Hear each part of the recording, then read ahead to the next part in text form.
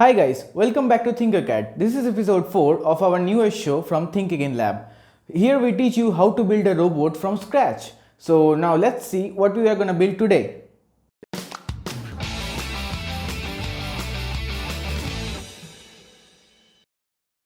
So far we have learned a lot about LEDs, right?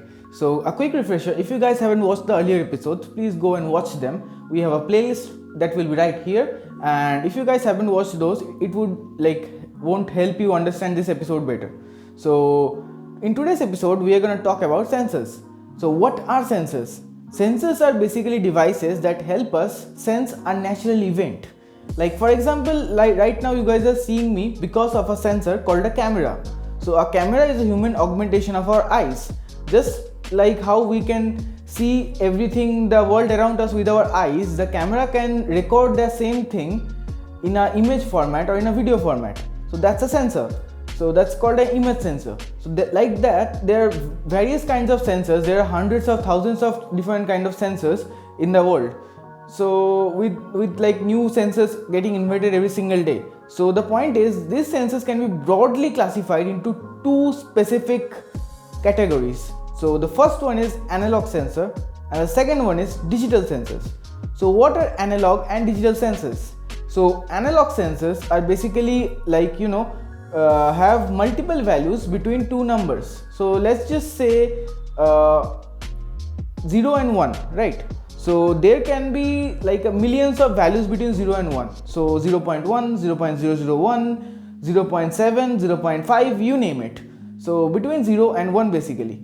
So those values are basically analog values because they are between two distinct integers, which in this case is 0 and 1. On the other hand, we can very simply understand digital sensors because digital sensors can only understand digital, which in this case you guys might have guessed it, 0 and 1. So digital sensors doesn't really recognize anything between those two integers. So that's all about digitals and analog sensors. Now let's see what we are going to do today. So for that I will jump you to the software and then I will do the further explaining. Let's jump into Tinkercad.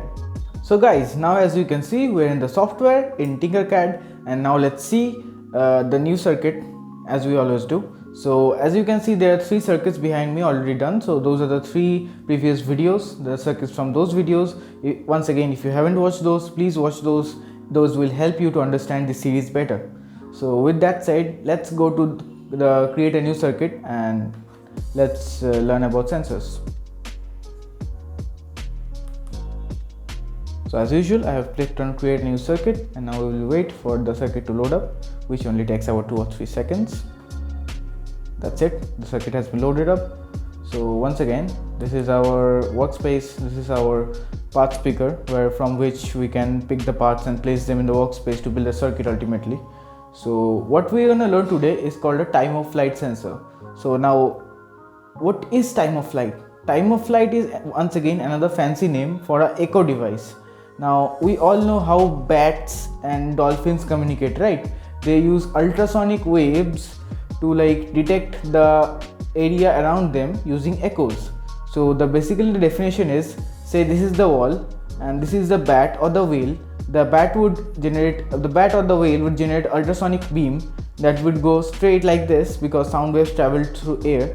It will go straight there, hit it, it will come back like so and come back to this, and the bat or the whale would be able to understand the time difference in between this. So since speed of sound in air is constant, which is this, as we all know, so that will help us calculate the distance between the animal, the bat or the whale in this case, and the object with this formula.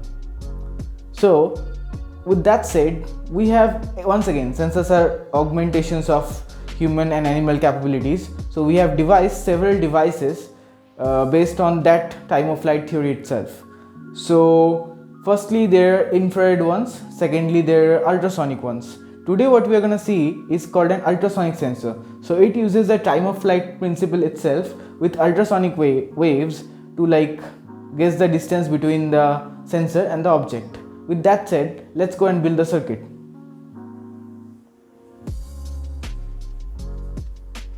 So as usual, I'm gonna first change the name of the circuit to something meaningful. So since we are learning sensors, I'm gonna just name the project Sensors 1.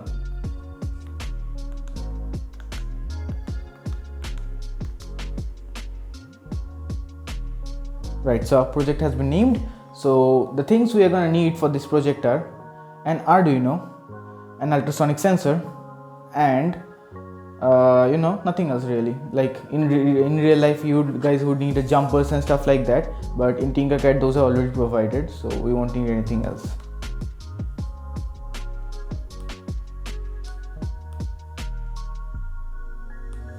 There's our Arduino Uno, which is the brain of our machine.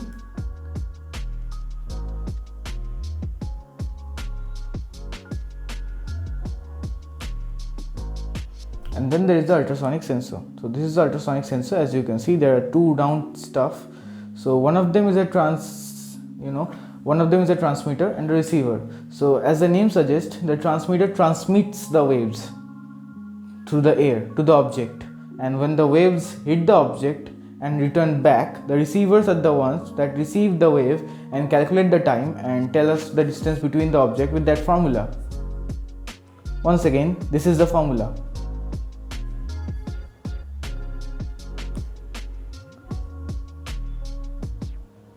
So as you can see on the top, they are called component basics. So if I go into all, and if I go down in the components picker, you guys would see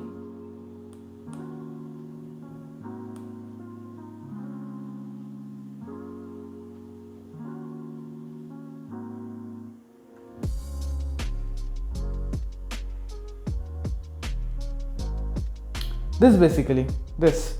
So if I drag this thing, now you guys would be able to see very clearly. So if you guys see here, there are two ultrasonic sensors looking very similar, but notice something. One of them have 3 legs and the other one has 4 legs. So what is the difference between this? So it is very simple really. As I was saying, there is a transmitter and receiver. Now the important thing is the transmitter control. So the 3-leg one is for beginners, where the transmitter is always on and the receiver is always receiving the data. And the 4-legged one is a little bit advanced. So what does that extra leg do? That is a transmitter control. So with that we can control when the transmitter is on, when it is transmitting, and when the receiver is receiving. So basically it's like a shut on button. So it lets us control the sensor better. So for that purpose only, I'm going to use the 4-leg sensor only. So I'm going to delete the other one here, and I'm going to use this sensor. So as you guys, many of you guys already know, and rest of you, I'm going to tell you something, that sensors have a technical name. Okay, so ultrasonic sensor is like the definition or the understandable name of the thing, and the technical name of this particular sensor is HCSR04. So as you can see, it's also written on the sensor, that is HCSR04. That is the name of the sensor given by the manufacturer. So now I'm going to take the sensor, and for better wiring optimization, I'm going to turn the sensor 90 degrees. So I'm going to select the sensor, I'm going to press this button. There you go, the sensor is turned. Now I'm going to place it in front of the Arduino like so, and now I'm going to connect the sensor. So the first pin is VCC, which we all know means power. So this will go to 5 volts directly, and once again, as the wiring convention goes, red for positive, black for negative, and other colors for everything else. That goes red. Then there is this ground. There you go.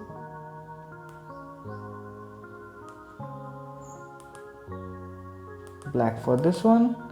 And then there are 2 pins, treg and echo. So treg stands for trigger, which means the transmitter pin, and echo stands for basically the receiving pin, which receives actually the echo. So that's why the pin is named echo. So I'm just going to use these pins on pin number 3. And pin number 5, right?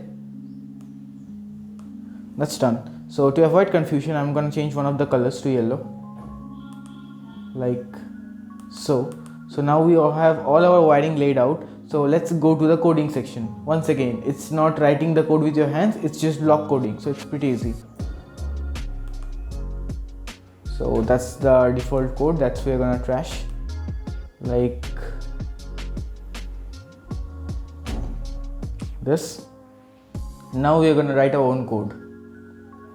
So if you go to the input section, you will find that there is a particular block just for the ultrasonic sensor. So that is this block. Okay, so if I'm gonna drag the code section a little bit, like so, you can see. So this is ultrasonic sensor, and now we have to define here where is the echo pin and where is the trigger pin. So first I'm gonna set the trigger pin, which is on pin number, okay, let me see the circuit once. So the trigger pin is on pin number 3 and the echo pin is on pin number 5.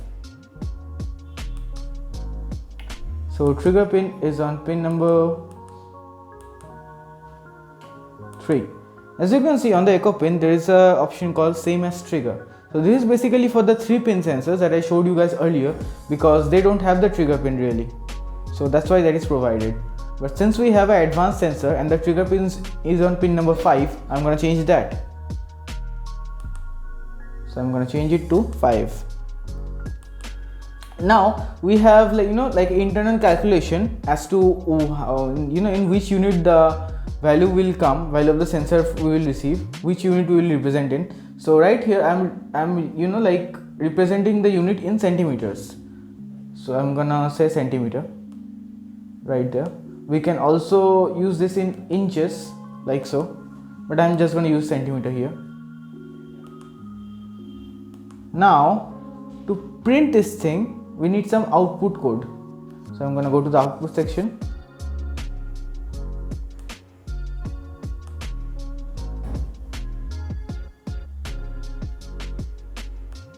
I'm gonna select this block.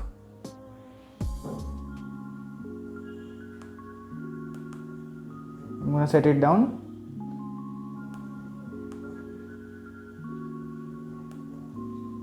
Like this.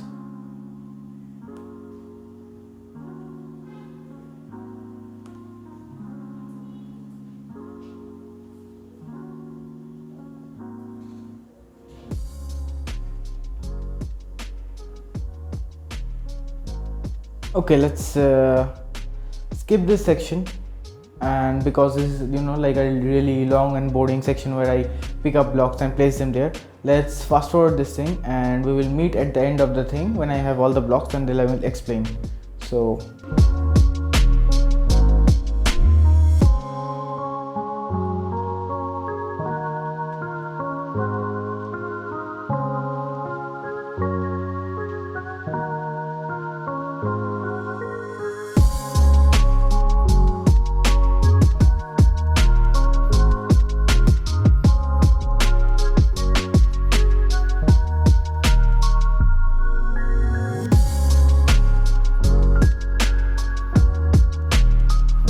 okay, so now I'm done doing the coding. So now I can tell you guys what the lines mean.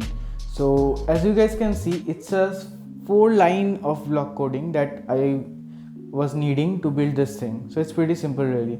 So the first thing I did was I created a variable. So if I go to the variable section, as you can see, there is a variable called cm. So cm stands for centimeter, as I am taking the input in centimeters and I'm converting it to that in unit. So I took the variable cm itself with the name, but you can take, as I already told you about variables, you can take any name, you can use any word, any letter really. So all you need to do is click on this create a new variable, and that variable will be activated. So I created a variable called cm. I placed a set block. So this block, this comes into play when you create a new variable. So I set this block. So basically I set this cm variable to read that ultrasonic data we were capturing from those pins. So after that was done, I just printed that data on the serial monitor really. So if you can see, there is like 2 serial monitor statements. So now the question might arise, what is serial monitor? Because we haven't used serial monitor yet. So serial monitor is basically a monitoring system built into your computer, built into your Arduino IDE, that is the development environment. So that system, that feature allows you to visualize the data coming from your Arduino through the Arduino cable into your computer into a like a COM port. So in here, since this is an online platform, it has a serial monitor built into it, and the data that flows through the Arduino into this thing in this virtual machine, online machine, can be visualized in here itself using this small thing in the down corner called this serial monitor. So I can click just this serial monitor to just view this thing like so. So nothing is showing here right now because the code hasn't been started yet, but once I start the code I will be able to visualize everything from here only. So I will close it for now. So as you can see, I have two lines. So the first line will print the value itself. So you can see it's CM in pink because that's a variable denotation, that is the color pink, followed by without new line. So without new line basically means that it will not, the control will not send it to a new line.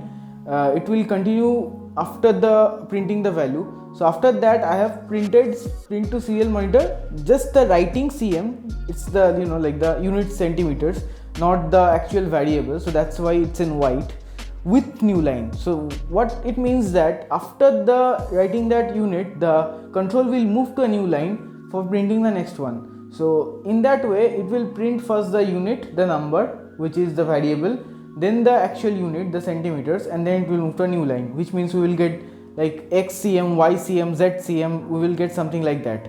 After that I have just simply put a delay which is waiting for 1 second so that our values aren't too random, so that we could easily visualize our values.